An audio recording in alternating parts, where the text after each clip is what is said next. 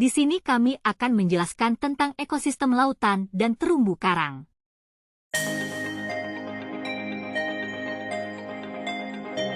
Definisi laut dan terumbu karang. Ekosistem laut merujuk pada lingkungan air asin yang mencakup samudera, lautan dan bagian-bagian lain dari perairan garam. Terumbu karang adalah ekosistem unik yang terbentuk oleh kumpulan organisme karang yang hidup bersama. Organisme utama yang membentuk terumbu karang adalah polit karang. Mereka membentuk rangka karang yang kuat dari kalsium karbonat. Ciri-ciri ekosistem lautan. 1. Keanekaragaman hayati, memiliki keanekaragaman hayati yang tinggi. Berbagai spesies ikan, mamalia laut, invertebrata. 2. Produktivitas primer fitoplankton produsen utama dalam rantai makanan laut, menghasilkan oksigen.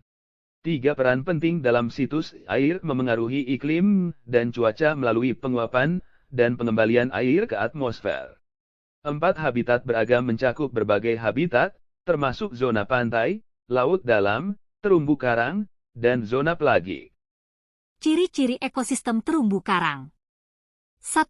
Keragaman biologis menawarkan lingkungan yang sangat beragam dengan berbagai spesies karang, ikan, moluska. 2. Kerentanan terhadap peningkatan suhu. Kerentanan terhadap perubahan suhu. Peningkatan suhu yang signifikan dapat menyebabkan pengeroposan karang. 3. Sifat kolaboratif. Organisme dalam terumbu karang sering berkolaborasi dalam hubungan simbiosis. 4. Kerentanan terhadap perubahan suhu memberikan perlindungan alami terhadap pantai dan badai. 5. Rentan terhadap polusi dan kerusakan fisik. Terumbu karang dapat rentan terhadap polusi dan kerusakan fisik, seperti pembuangan limbah. Jenis hewan. Ada beberapa jenis hewan yang dapat ditemukan di laut dan terumbu karang seperti ikan mandarin, yellow tang, bintang laut, hewan spons, molluska, hiu, kura-kura, ubur-ubur, ikan, kupu-kupu, kepiting, dan masih banyak jenis hewan lainnya. Jenis tumbuhan. Rumput laut adalah tumbuhan berbunga yang hidup di daerah pasang surut atau laut dangkal. Terumbu karang adalah tumbuhan berbunga yang hidup di daerah pasang surut atau laut dangkal. Padang lumut adalah tumbuhan laut yang hidup di perairan dangkal. Fitoplankton adalah kelompok tumbuhan mikroskopis yang hidup di perairan. Alga hijau termasuk jenis seperti ulva dan Cladopora. Kelompok produsen dan konsumen. Kelompok produsen. 1. Fitoplankton merupakan mikroorganisme fotosintetik yang menjadi sumber utama energi di ekosistem laut.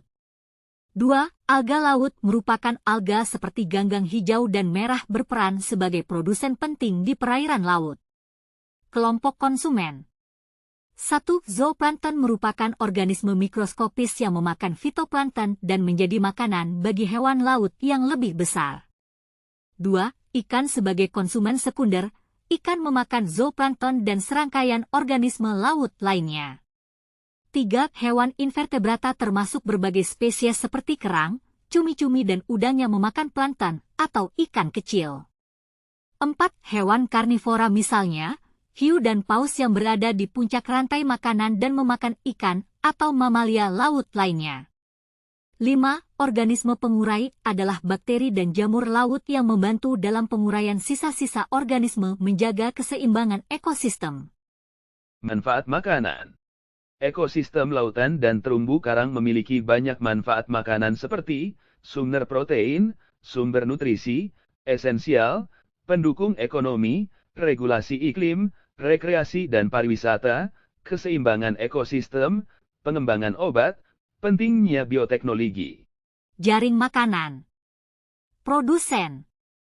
Alga, fitoplankton, dan tumbuhan laut lainnya menjadi produsen utama yang mengubah energi matahari menjadi makanan. Mereka membentuk dasar jaring makanan. Konsumen primer. Ikan kecil, kerang, dan krustasea termasuk dalam konsumen primer yang memakan produsen. Mereka merupakan penyedia makanan bagi hewan laut pada tingkatan trofik yang lebih tinggi. Konsumen sekunder. Kepiting, ikan predator, dan beberapa spesies cumi-cumi tergolong sebagai konsumen sekunder yang memakan konsumen primer. Konsumen tersier. Paus, hiu, dan ikan pedang adalah contoh dari konsumen tersier, yaitu hewan-hewan predator puncak dalam jaring makanan laut. Aliran energi. Proses fotosintesis. Alga dan fitoplankton di dalam ekosistem laut mengubah sinar matahari menjadi energi kimia, yang membentuk dasar dari rantai makanan di dalam ekosistem. Koneksi dengan ekosistem darat.